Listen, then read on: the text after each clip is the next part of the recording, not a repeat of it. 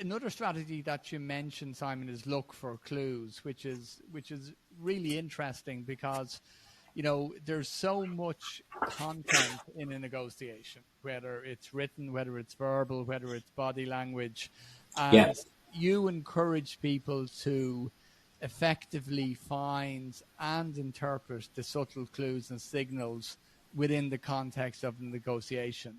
Yeah. What should people be looking for? Because quite often they have their eyes on the prize and nothing else. And a lot of these subtle clues are shut out. But if they were to open their gaze or raise their gaze, what should they look for? Yeah. Well, what I really encourage people to do in negotiations and in influencing situations is beforehand, just try and take a little bit of time out to try and step into the shoes of the other person. Because, you know, one thing that you can guarantee is that the other person is going to see it very differently to how you see it. And you've got your rationale, you've got your evidence to back it up. You'll think it's obvious, isn't it? Well, they've got a very different rationale, and they've got their evidence to back that up, and they think that's obvious, isn't it? Yeah. And typically what we do is go back to our rationale louder, and it doesn't work.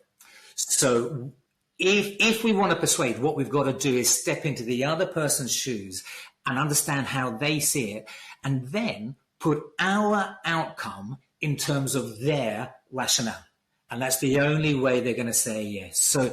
So I encourage them, whether it's thinking it through beforehand or whether it's when they're listening in the conversation, to try and work out and understand the other person's drivers. So in other words, what are their goals? What are they trying to achieve?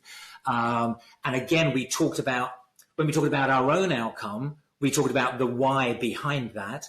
We'll do the same for them. That they'll tell you they want to get £1 million or whatever it is. Well, find out the why behind that, because it's at the why level you'll typically find a better answer. Yeah. So you find out what they're trying to achieve and why, what they're trying to avoid. You know, what are they worried about, and such like. Because if you can help them avoid that, again, you're more likely to get your outcome. Their values. People make decisions based on their values, but values are basically beliefs about what's good or bad, what's right or wrong, what's important or not important. As such, they are how we make our decisions. So if you know somebody's values, you can frame your message in terms of their values, and they're more likely to say yes. Listen out for their personality type, listen out for their emotions in general. All of these things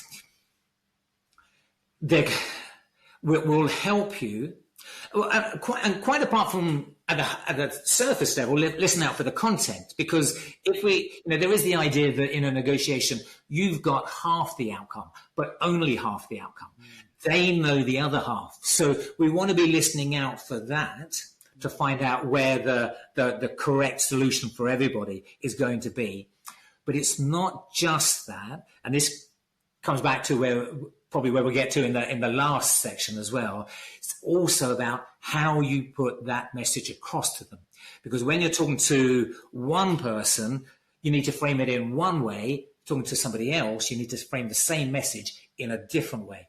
And that's dependent on how things like their drivers, their goals, their fears, their values, their personality type, and so on. Yeah.